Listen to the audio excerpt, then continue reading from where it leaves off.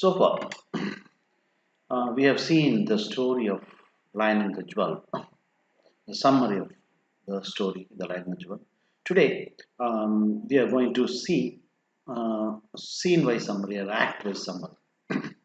As you know already, the story or the play, the drama, is sectioned into three divisions. One is morning, noon, and the night or the evening.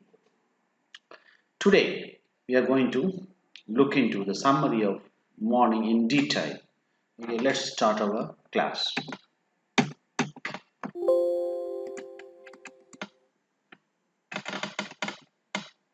So, the summary of the morning. The scene opens at the edge of the market in Ilujinle village. There is a large odan tree. This is the village center of Ilujinle. There is a school. The children are chanting arithmetic. Sidi enters, carrying a pail. Pail is a pot on her head. She is slim and lovely. The schoolmaster is Lakunle. He looks out the window. He then shuts it and comes outside to meet Sidi. He is 23 years old, dressed cleanly in western cloth. Lakunle tries to help Sidi with her pail, that is pot, but she refuses.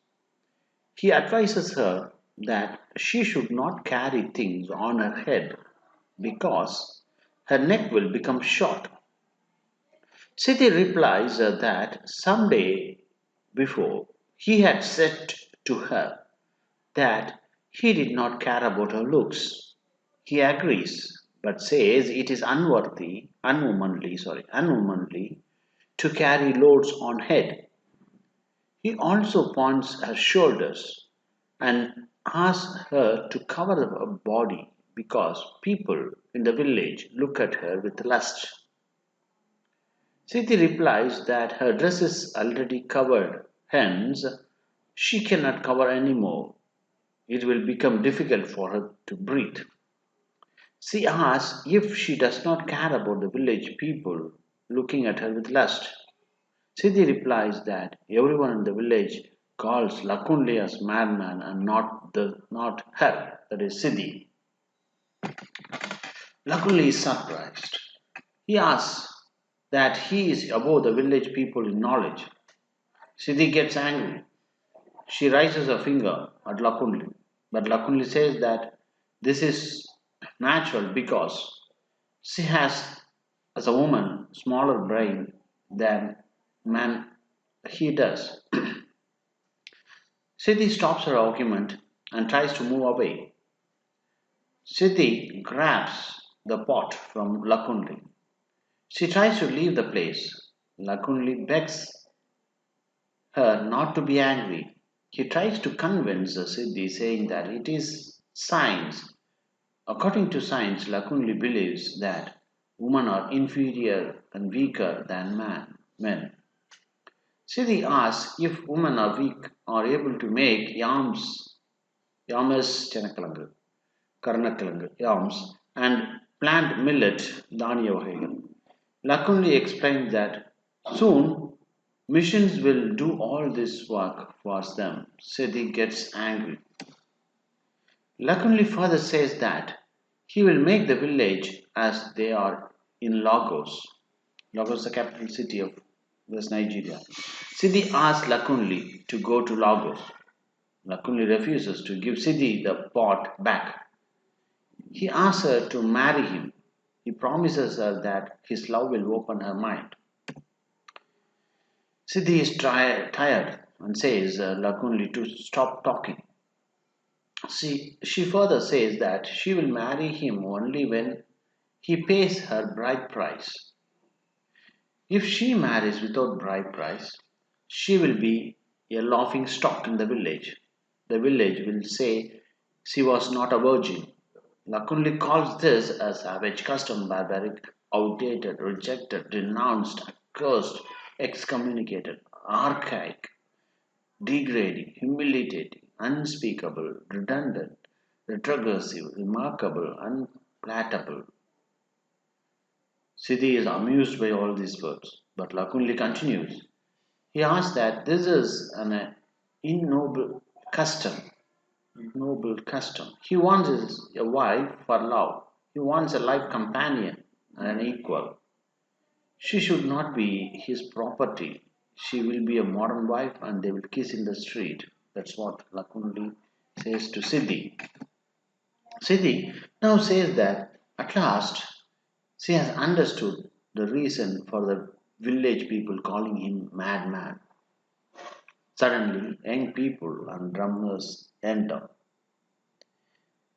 A girl tells Sidi that the stranger from outside world with one-eyed box, which is a camera, is back again. He has brought all his images and the magazine. Sidi asks if she has seen the book with a picture of her in it. The man told her he would bestow upon her, that is Sidi, beauty beyond the dreams of goddesses. Another girl says she has seen it, but Baraka is looking at it. The girl says that Sidi looks like the sun is her lover in one of the images. The first girl says Baraka is jealous but pretends to be proud. He has a picture too, but the image is small and near another picture of village letters, that is bathroom. Sidi is struck that she is more respected than the village chief, that is Bail, village head. Sidi says that now she is so famous, hence she will not marry him. Lakunle is shocked. She says that she is known to the world. A gathering crowd cheers Sidi. She asks or suggests dancing the dance of this last traveler. Sidi agrees. She assigns roles to everyone. She asks Lakunle to perform as the stranger. Lakunle refuses, but Sidi forces. At last, he accepts. The performance begins. Everyone dances around Lakunle. Drummers join in. Four girls dance as a motor car vehicle tire. Lakunle is in it. He pretends to drive. He stops his car and takes his camera. The girl begins to sing. The stranger, now it is Lakunle, looks for her to take picture. He drunkenly stumbles into the river. Sidi appears. The stranger captures Sidi in his camera. Now suddenly Baroka, the head of the village, appears. The performance stops. Lakunle tries to get away from the place. Others kneel and give respect to the head of the village. Baroka calls him back. He asks the performance to continue. The play begins again. The villagers climb to punish the stranger for taking Sidi in the one-eye box, which is camera. Baroka interferes and pacifies the villagers. Sidi is brought in. Lakunle, as a stranger, takes pictures of Sidi. He also drinks a great deal and becomes sick. The mime comes to an end. After the play or the mime ends, Sidi appreciates Lakunle. Sidi then calls her friend. She goes to find the stranger and his book or the magazine. She runs and brings Lakunle to translate the white man. Baroka now thinks that he has not taken a wife in the last 5 months. Thank you, dear students. In the next class, we will see the summary of noon. Thank you for watching the video. Keep learning, keep loving literature, and stay tuned for more updates. Thank you.